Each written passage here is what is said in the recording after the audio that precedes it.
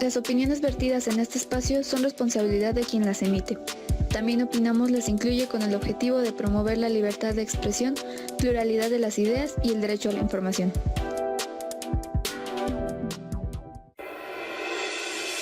Esto es La Historia de Todos, con Jaime Farrugia, el espacio de También Opinamos que te muestra la historia como jamás te enseñó la SEP. Y vamos a hablar de la nueva Ley de Seguridad Interior. No voy a tratar totalmente a la ley, voy a dar mis opiniones al respecto. Creo que son necesarias, que opinemos, que como jóvenes, como adultos, como a todos los que en algún momento nos va a afectar la ejecución de esta ley, lo debatamos, lo hablamos, lo pongamos sobre la mesa, principalmente porque se hizo a prisa esta ley. Y entonces, pues habrá que tomar algunas consideraciones.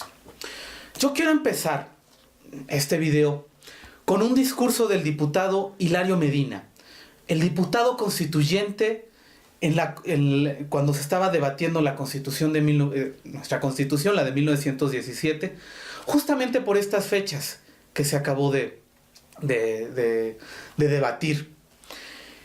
Y quiero empezar con esta frase, porque creo que es justamente a 100 años de que pasó el debate sobre la Constitución, nos sigue haciendo efecto aquello que decía el diputado Hilario Medina. Y bueno, él decía así: el alma nacional seguramente que puede estremecerse con las claridas que han mantenido a los cuatro vientos, sus pájaros de bronce, y han venido a despertar en todos nosotros dos cosas: un recuerdo agudo de una lucha dolorosa por las libertades y la confianza y la seguridad, y en el triunfo de estas mismas libertades, y en la futura gloria y prosperidad de la inmensa gloria, de tanto más amada cuanto más dolorida patria mexicana. Señores diputados, ¿cuál ha sido la obra que hemos concluido? Preguntémonos con ánimos de llegar a la verdad, ¿cuál ha sido hasta hoy nuestro pasado? ¿Y qué es lo que queremos que sea en lo adelante? Realizamos en este momento el ideal, el milagro de detener el tiempo, pesarlo en nuestras manos y auscultarlo, como lo hicieran los enamorados, con los pétalos de la rosa, que van arrancando cada uno. ¿Cuál es el porvenir, señores? Y si se debe tener para nosotros las palabras afirmativas de todas las glorias y todos los ideales. La constitución política que acaba de protestar solemnemente en estos momentos, seguramente que va a demostrar al pueblo mexicano que no fueron mentiras las palabras que se grabaron en el Plan de Guadalupe, que no fueron mentiras las palabras que el primer jefe lanzaba a los cuatro vientos, que ya el pueblo mexicano puede tener confianza de su supremo destino. Hilario Medina, discurso. Bueno, los discursos los pueden encontrar aquí, en 50 discursos doctrinales, edición del Instituto Nacional de Estudios Históricos de las Revoluciones de México, que sacó justo por el centenario de la Constitución, por si quieren leer más el discurso. ¿Qué es lo que nos está diciendo Hilario Medina? Esta Constitución evidentemente tiene que ser renovada, porque los tiempos cambian, las sociedades evolucionan. No podemos mantener las mismas leyes para una generación, porque ya no van a tener vigencia para la siguiente generación. Y bueno, con ese punto de reflexión empezamos esta pequeña discusión, más bien este discurso que voy a pronunciar en estos momentos. ¿Qué es la nueva Ley de Seguridad Interior? La nueva Ley de Seguridad Interior lo que pretende es regular justamente el uso de las Fuerzas Armadas en torno a la seguridad. Recordemos que un presidente, que yo creo que en estas fechas se está celebrando con una buena copita, inició una guerra contra el narcotráfico. Una guerra que dividió al país. Por un lado, está la sociedad que consideraba que era necesario acabar con ese foco de corrupción, con ese foco de crimen, con ese foco desleal, destructor, vendepatrias, y el otro sector que consideró que no era el momento, que fue mal enfocada una guerra contra el narco, porque no teníamos la capacidad para enfrentarla. Entonces, desde ese periodo de gobierno hasta el gobierno del Copetes, pues ha venido evolucionando esa guerra contra el narcotráfico. Y pues su punto culminante hasta este momento con el gobierno de Enrique Peña Nieto, pues ha sido la Ley de Seguridad Interior. La ley, si la leemos, si le damos una ojeada a la ley directamente, no a los comentarios que han dado sobre la ley. Ojo, porque ese es cómo han interpretado esa ley. Nosotros tenemos que generar nuestro criterio e interpretar la ley. Entonces tenemos que leer directamente esa ley para llegar a nuestras conclusiones. Cuando leemos la ley directamente, nos damos cuenta que tiene algunas lagunas, que tiene algunos vacíos, que posiblemente por la rapidez, por la necesidad de que ya saliera antes de que esta gestión acabara, pues se publicó con esos vacíos. Aunque la ley posiblemente está bien planteada. El problema radica en su totalidad en la ejecución. Porque estamos regresando a la época en la que se debatía la Constitución de 1917, donde se debatía si se le daba poder máximo al presidente o no. ¿Por qué nuestra Constitución se le dio el poder al presidente como la máxima autoridad? Pues porque se tenía conciencia de que solo iba a ser un periodo de 4 años el que iba a durar el máximo hombre con el máximo poder para dirigir un país, y no íbamos a llegar a esos procesos dictatoriales que querían evitar cuando Porfirio Díaz.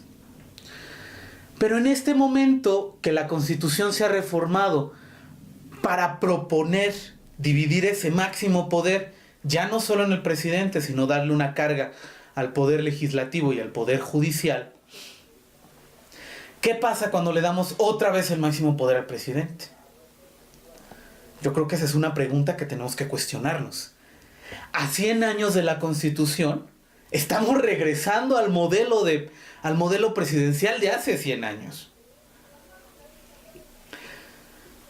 Entonces, cuando hablamos sobre esta ley de seguridad interior, hay que cuestionarnos primeramente eso.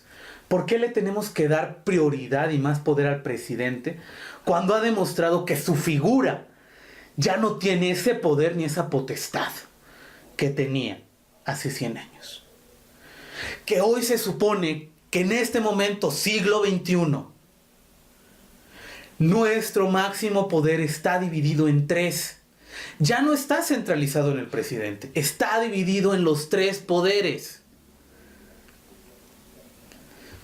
Pero bueno, el reformar una constitución sin pensar en su sociedad genera lo que está pasando en estos momentos.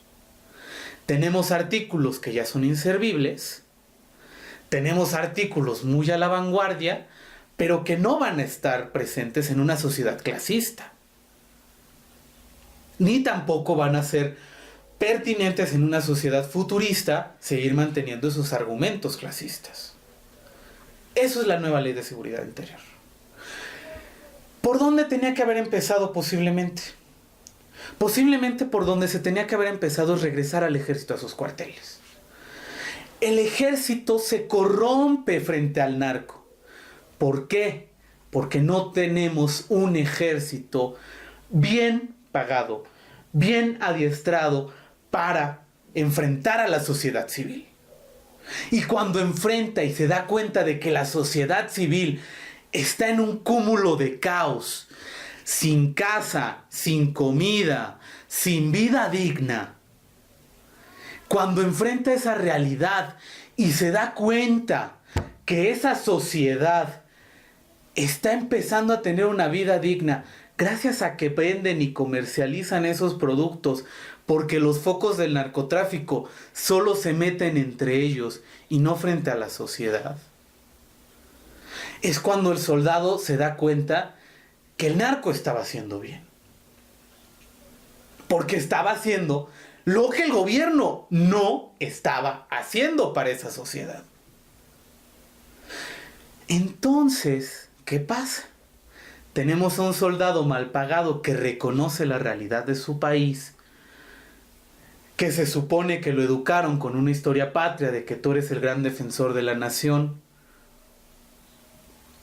¿Se van dando cuenta cómo se van hilando los hilos? ¿Cómo va tomando forma la nueva bandera del narco? Y entonces, ¿qué pasa? Ese soldado actúa frente al gobierno, pero entonces empieza a dar cuenta que ahí también está el negocio y que desde ahí también puede ayudar a la sociedad. Entonces, por ejemplo, un general quema ciertas hectáreas de un plantío de marihuana, pero el otro lo mantiene, y entonces le dice a la sociedad que lo está cultivando: ya no le vas a entregar cuentas al narco que te dio la mercancía, me vas a rendir cuentas a mí. Y entonces, ¿qué va a pasar con el narco? El narco se va a enojar y va a decir: óyeme, ¿tú por qué te metes en esto? Y entonces va a empezar esta guerra. Una guerra que no tiene ningún sentido porque está mal planteada, porque solamente lo que se quería en ese momento era intentar ayudar a la sociedad civil, pero sin hacer las reformas en el ejército para que de verdad ayudara a la sociedad civil y no se corrompiera por el narco. Entonces, ¿por dónde tenemos que empezar? Regresar al ejército a sus cuarteles. El ejército tiene que regresar a sus cuarteles. Y si van a salir para la sociedad, tienen que ser instruidos para atender a la sociedad. Y no sacarlos con su formación militar. Porque recuerden que la formación militar es para defender al territorio. Nada más. Para eso tenemos un ejército permanente. Si no, regresemos a la época de los hoplitas en la Grecia antigua, donde los ciudadanos eran los que defendían. Y entonces tenían los ciudadanos su formación civil y su formación militar. Y entonces ya erradiquemos un ejército permanente. 2. Quieren utilizar al ejército y se les va a dar facultades al ejército para actuar como policía. Aguas, hay una gran diferencia entre militar y policía. El policía actúa frente a la sociedad civil, conoce a la sociedad civil, interactúa con la sociedad civil. ¿Qué es lo que está pasando? La reforma que se tenía que haber planteado primero es una reforma a los cuerpos policíacos, donde se les diera una verdadera formación. Porque ahorita, si vamos a cualquier metro, están contratando para policía del Estado de México o del Distrito Federal. Se les ofrece una paga de 5 a 7 mil pesos y se les da una formación de un mes. Se les pide solamente la preparatoria o la secundaria. Secundaria o preparatoria terminada, truncas o terminadas.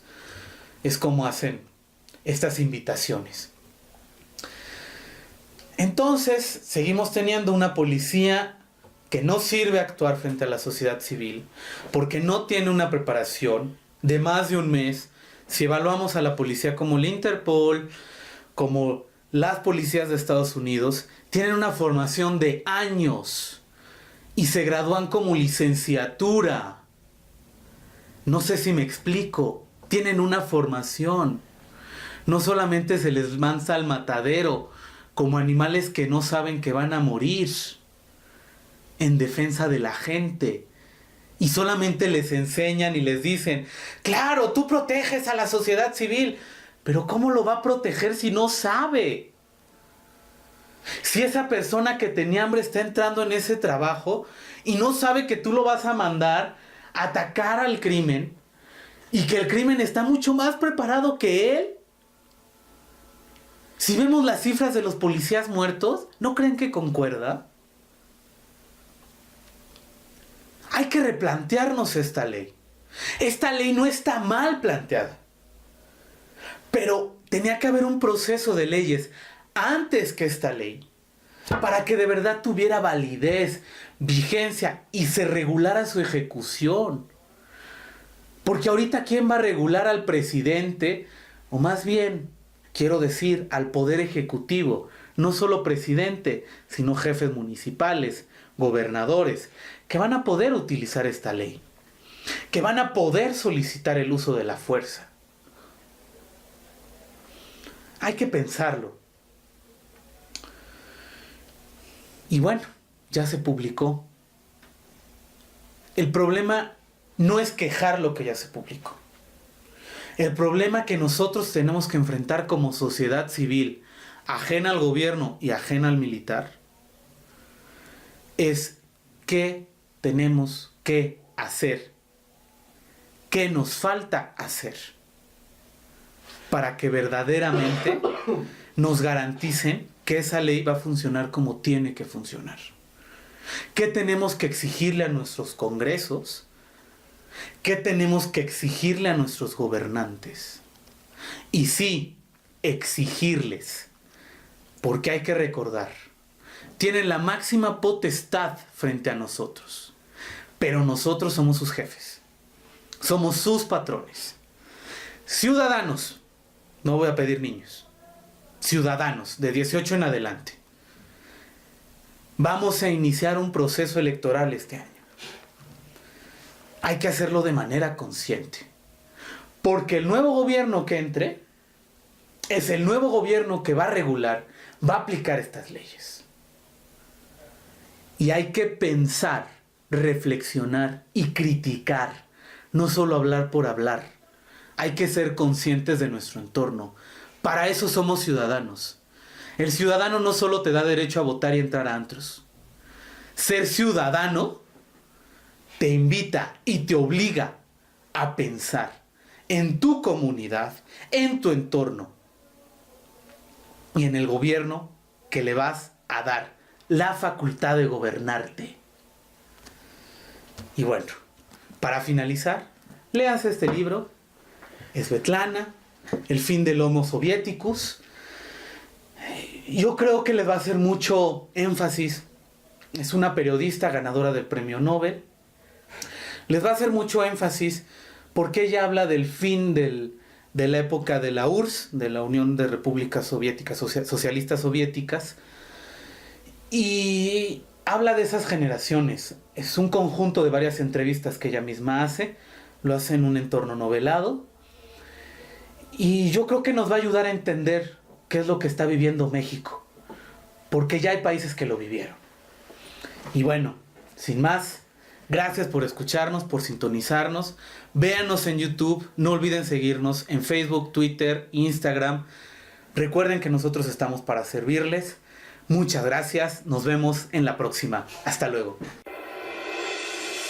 Esto es La Historia de Todos, con Jaime Farrugia, el espacio de También Opinamos que te muestra la historia como jamás te enseñó la SEP.